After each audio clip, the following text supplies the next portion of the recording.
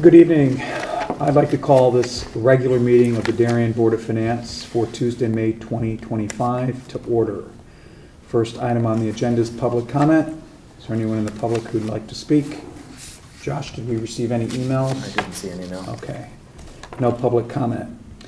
The next item on our list, our agenda, is actually on the agenda is a request to transfer $50,000 from Repair Nature Center driveway for a traffic and circulation plan at Cherry Lawn Park.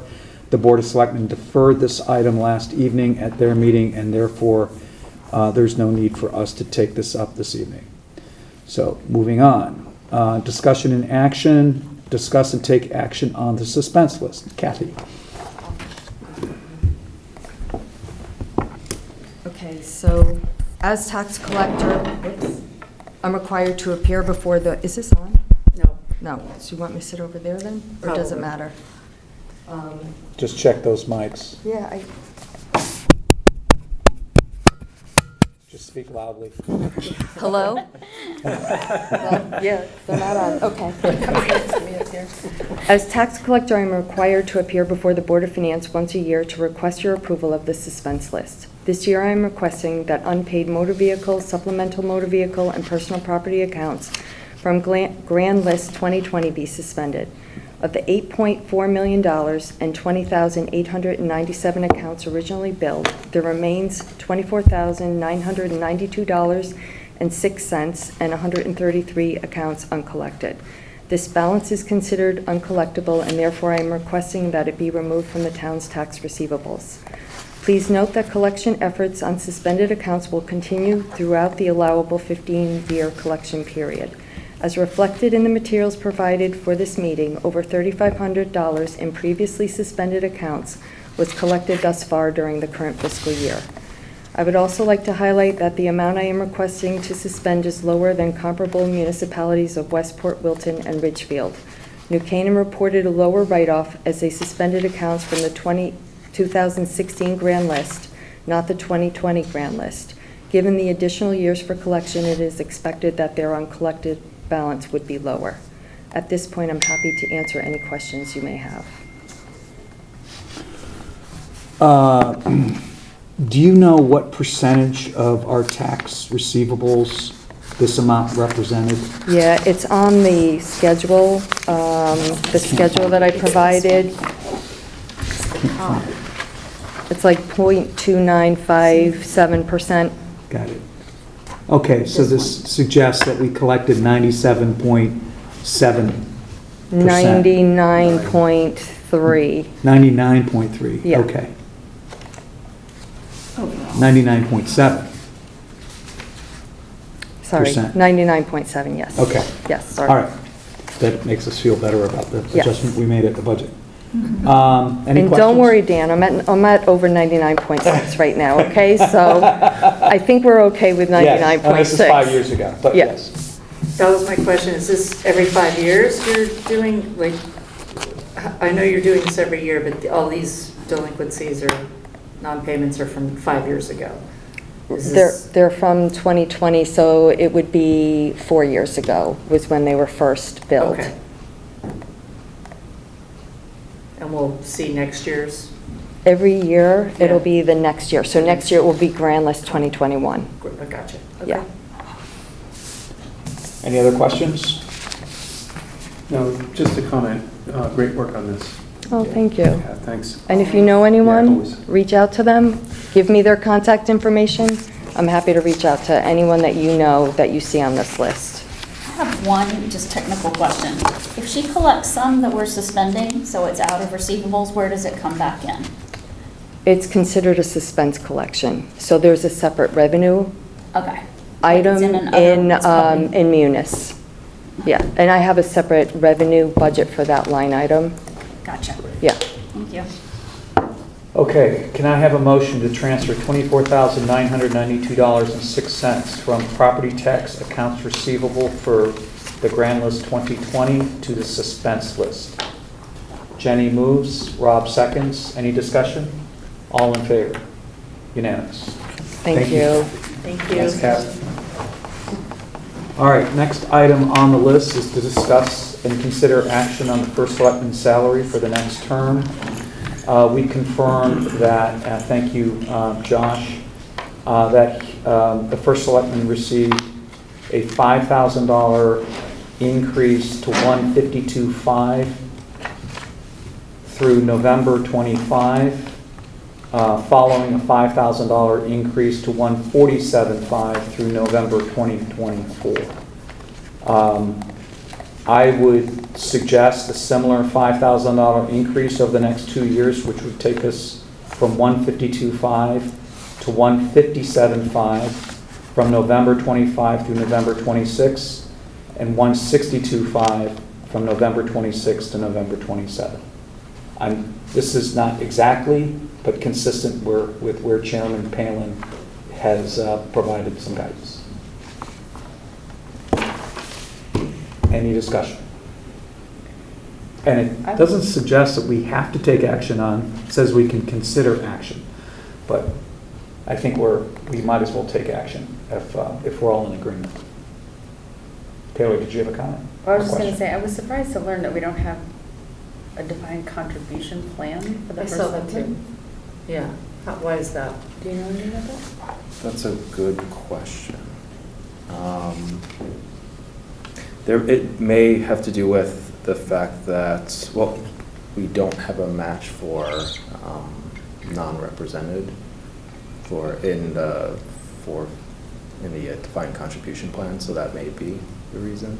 I think the only employees that have a match are union employees. So I would say that's why it's listed as no there. Because like Weston says, optional, no match. So what I would suggest is that if we would like to take this up, we're not going to solve this tonight, but if we think there's maybe something we could do to modify the benefits provided to the first selectman, maybe we ought to take that up this summer. There may be reasons we can't, but there may be reasons we can, and we ought to investigate it. Does that make sense? Is that separate from the salary? Yeah, this is just a Yeah. salary Right, increase. right. And we're not going to know what Correct. our guideposts are for anything to do with the benefits. this Right, evening. but we can do this separate thing. Yeah. Any further discussion? When we have this discussion in the fall, can we find out what the pension would look like? Sure, yeah.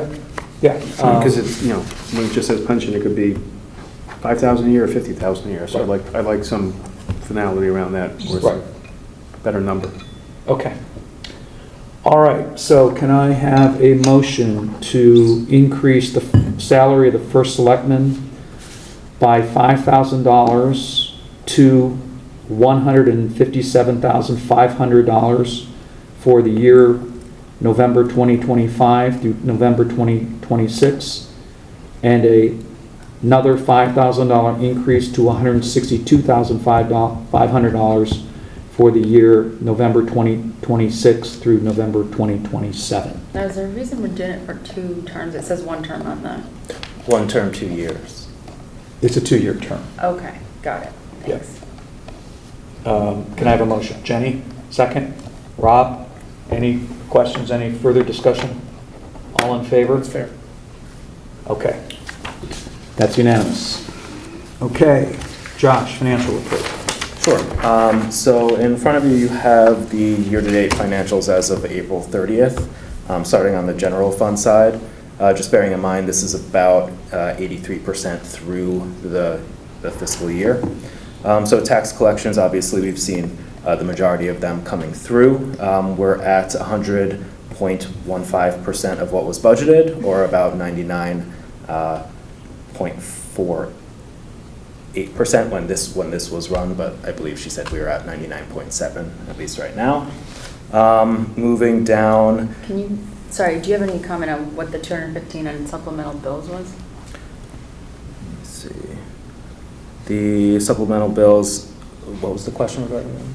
Like, The what is 215, that? Yeah. I think they had come in more than what was budgeted for this fiscal year on the January vehicle supplemental. Okay.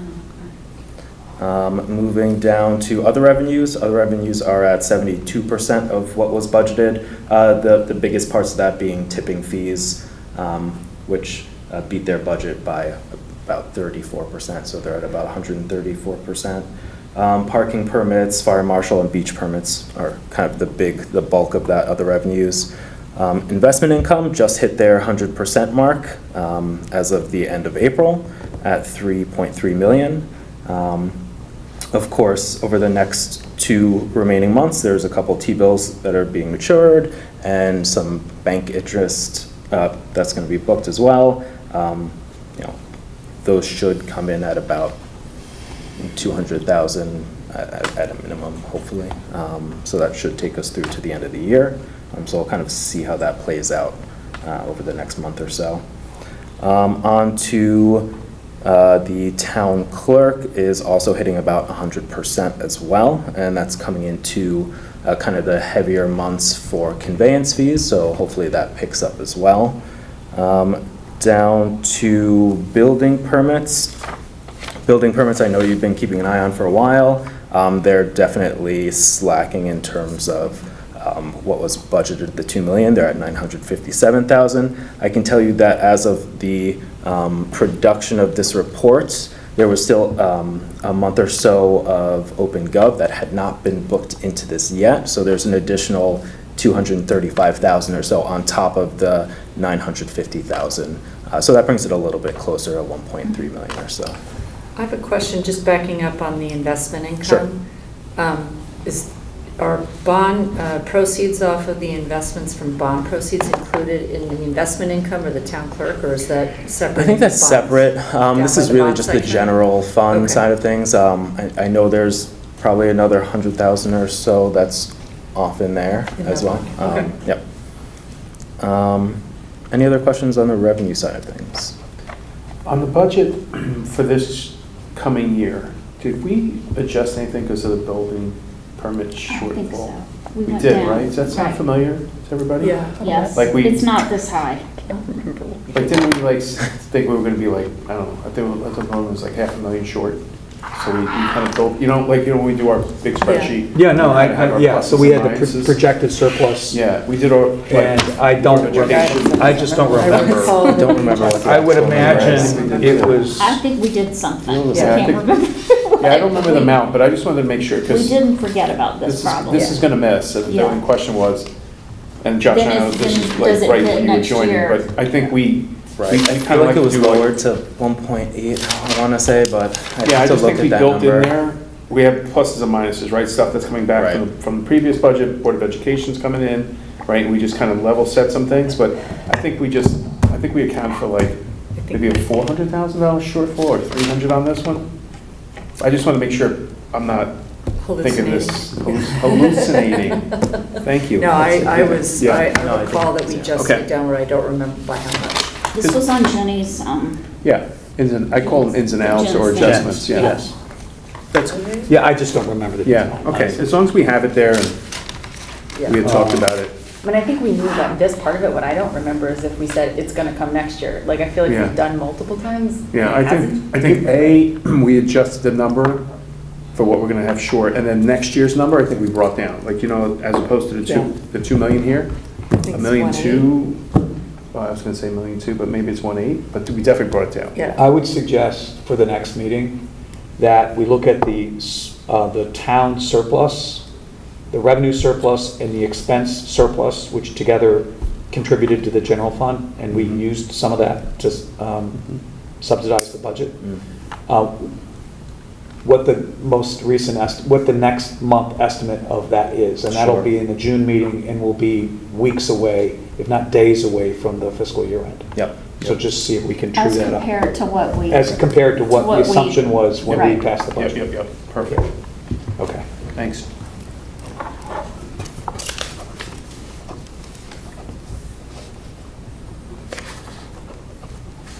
So on to the expenditure side, we are pretty much tracking where we would expect to at this point of the year. We're obviously kind of making that end of the year push to get departments to get their invoices in so we can get things paid and for them to close out POs as soon as we could. the transfer out for, due to flags donated in beautification? I know it's not a lot, I just don't remember that. I don't know if you do, it's kind of in the weeds. There was, yeah, I think there was originally in the town administrator's budget, there was money allocated for that, and then subsequent to that, there was a contribution. Yeah, and where did we transfer out to, do you remember? Well, I think we removed that from the need to fund. That was part of our contingency, so I think we just didn't have to take that out of our contingency. Of that contingency. Looks like we spent half the budget. I mean, I think it's great, I'm just curious if we transferred out, why we, or where it went, how much it was, but it's It clearly must not a lot. have been, let's see. It may have, I mean, it may have been transferred into the contingency if the other source of funding was found and. It's only that budget no $5,000, longer right? needed. Oh, is it the 5,000? That's where the It was transfers is, 5,000, yes, yeah. 5,000. Okay, then it did go in, I saw it come into the Yeah. contingency. And who donated them, do we know? I don't remember. That's really That's a nice. good question.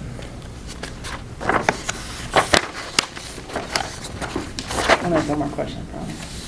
Right, so it did get transferred into the Board of Finance contingency, it says on the following page. I think it's actually a really helpful report to have. Yep. So on to the state revenues, there weren't any major changes from last month. We know we'll get, hopefully we'll be booking the balance in April for the ECS. Yeah, so how come we didn't know that as of the printing of this? So this, why hasn't it come in yet? That's a great question. The ECS? The educational No, it educational doesn't cost. come, remember they said it wouldn't come until after we voted, the Oh. RTM voted on May 12th. It doesn't come No, this that's Friday. ECR. They're talking This is about ECS. This is educational cost sharing. Sorry. That's all, yeah. I was confused as well. I know, it's excess cost and It says it right cost there. sharing. Yeah. I don't know why that, the remainder has not been booked yet. I'll have to check in on that, though. As long as it's coming, that's good, or it's clean. And it should have nothing to do with all the kind of budget negotiations that are happening in Hartford. This number's. No, this is different. No. Yeah. Yep. If We're anything, just I think waiting. ECS might be going up. We're just waiting. If you can check on that, Josh, like you said. Absolutely. That'd be great. Hey, Josh, just back to expenses for 1 second. Legal counsel, I know, has been running high the entire year. It has been, yeah. Are we expecting anything shocking in the next couple of months before? Not that I know you of, that anything's going to be outside of the normal high run rate that we've been seeing this year. I don't know if it's going to be coming down in the next couple of months, though. Okay. Yeah. As long as we're not staring at anything. Well, we can stare at stuff. On to the other funds. I don't know if anyone has any questions on sewer and parking and so on. And to the active bonded projects, the recent bond issuing got integrated into this report. The only remaining bit of this that has not been updated yet is the amount of bond premium to be allocated to each of the HHR programs.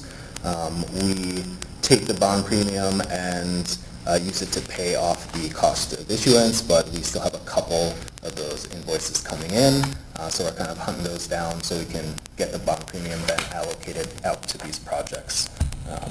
So this kind of gets finalized with that. There are 2 additional items that have been added on here, the Darien Fire Department tanker, as well as the Norotan Heights Fire Department retaining wall. Those are 2 new items on here. But they've been authorized but not yet bonded.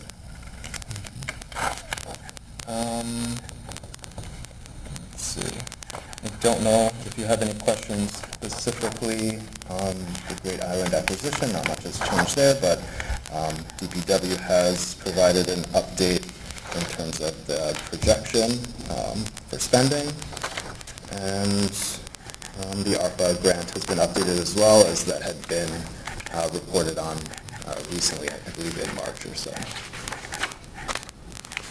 And there are no more questions. That's kind of all I have for you. Hey Josh, can I ask you a question on the HHR stuff? So we're having our monthly meeting tomorrow, and last time one meeting came up on the state reimbursement. Yes. So I see $1 million in Hidley, $1 million at Royal. Is that actual collected money? Yeah, some money did recently come in. Right, Yeah. okay. I just want to be able to No, we did see tell the those, group yes. tomorrow.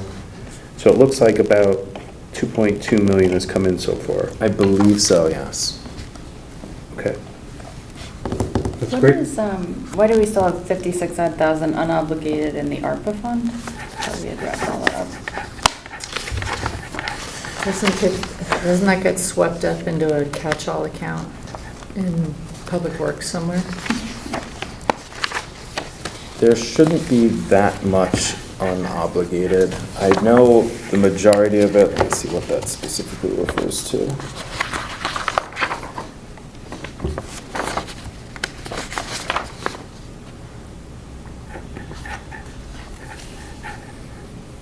It's specifically highlighting,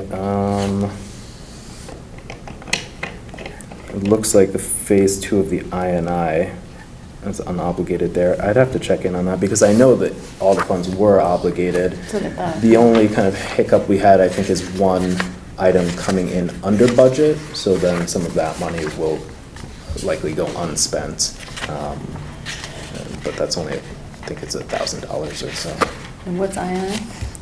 That's the inflow and infiltration study that DPW did on sewer lining, catch basins, pump stations, and so on. Yeah, I think that was being used as kind of a transfer to make sure the whole thing balanced. Yeah. And so, yeah, I think we didn't expect to see an unobligated balance there. Right, I don't believe that should be unobligated. I will check on that, though. Okay. All right.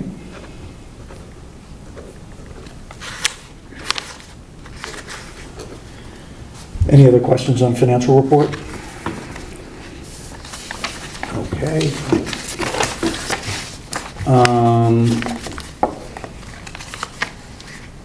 Next is approval of minutes of the April 8th, 2025 regular meeting. Any discussion, any observations, typos, anything? Any issues? Okay, can I have a motion to approve the minutes for the Board of Finance regular meeting on April 8th, 2025? Jenny? Rob? All in favor? Unanimous. Okay. Special Assignments Committee reports. Rob? Let's see, anything on the audit? Did we select somebody? Is there one bid out there again? CLA. CLA again? Yeah. Yeah, so CLA, and they'll be in the summer? We kind of as just usual? had our first kickoff meeting. Okay. I think it was earlier this week. I can get you the dates that we're kind of looking at for starting some Yeah, of the just drop me a initials. quick note on that, and I can tell the board for next meeting. HHR, I think you guys saw a little bit of the budget versus actual in here that Josh put in, but I sent one separately if you guys had a chance to look at it. I will just say kind of in a good way, on time and on budget at this point. HHR as a group meets again tomorrow night, so I'll have another update for you guys at the next meeting. And the construction manager actually puts out their own kind of monthly report that's more visual. So I'll send that out the next couple of days too, so you can actually visually see some of the improvements / additions that have been made. But they're really going to go after this hard as soon as the kids get out of school, right? So you're going to have that period from, I forget when the last day of school is. It's going to be like, call it the 15th of June, somewhere around that area, all the way to the first day of school, they're gonna go really hard at getting as much work done when there's nobody around. So I don't have to worry about shifting kids out of the way or anything like that. And at this point, the expected completion date is still summer of '26. So when the kids go back for the fall of '26, they should be walking into 3 new renovated schools. Great, What's, so. what's behind the overages at Henley? Seems like there's a lot for Henley, but not really for the other two.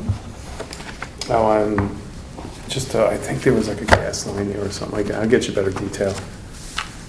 But other than that, everything's been within the contingency, both on our side and on the CM side. Yeah, so the So- contingency is in good shape. Yeah, it's really good shape, Just so- overages and like weird line items, like information systems equipment? or Yeah, I 250? think that's one of them. I mean, the hazmat, I remember that coming up, right? I don't remember the detail, but. You know, we're at the point a little bit with the project where, because the contingency is so well, is the discussion at the last HHR meeting was, is there anything we want to kind of add? Right, or is there stuff that was, when I say add, I'm not talking about to the budget, but since the contingency is in such good shape, is there like something else that we want to kind of add that'll Eat up the contingency? eat it up a little bit, you know, or was it, I'll say, what's the word I want to say, pulled back from last time just to get to the budget? So maybe we add it back in for, especially for visual purposes. So I'll know more tomorrow where we are with that. Any other committee reports? Okay. Chairman's report. I attended the OPC meeting this afternoon. Just give a couple of quick highlights from that. On planning and zoning, there's a bill making its way through Hartford that is called a housing bill, but it's like a maxi bill or something like that. It's got a lot of different items in it. In John Zagrodzky's words, all of which are detrimental to towns like Darien. Has to do with affordable housing, how you handle rents, a variety of other topics. If you go on the state website and click on the bill, it's empty. And so a lot of this is coming, but the details are a little bit hard to nail down.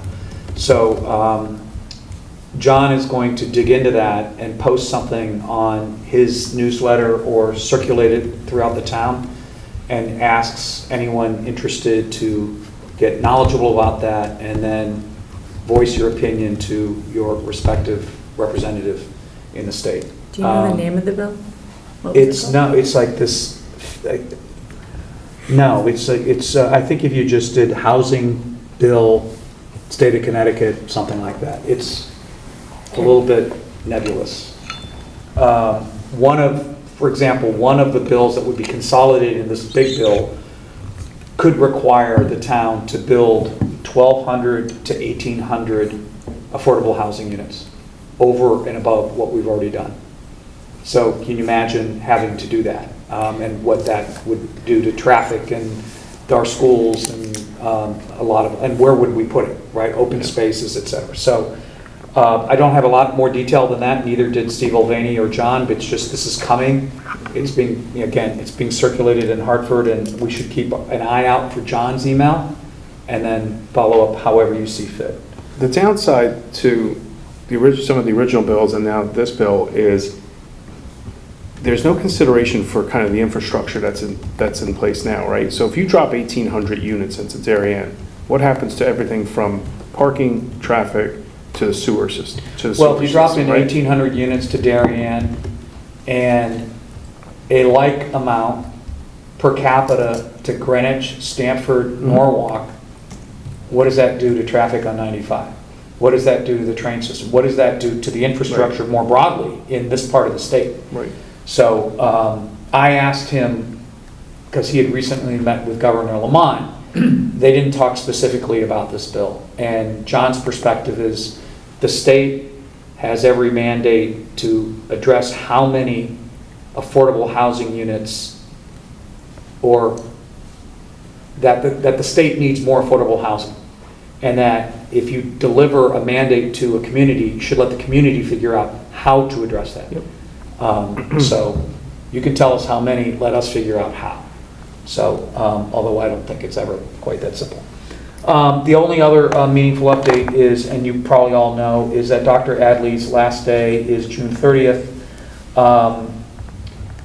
The Board of Education unanimously appointed Eric Byrne, who is the recently retired superintendent of the Rise schools, as our one-year interim superintendent while they conduct a national search for a long-time replacement. So I think that's good news. I think this was fortuitous. They didn't actually have to, this just kind of came about serendipitously, so. Oh, the only other thing I have is that the Hanson Bridge is done, was reopened on Wednesday. We now have traffic again in front of our house. It's awesome.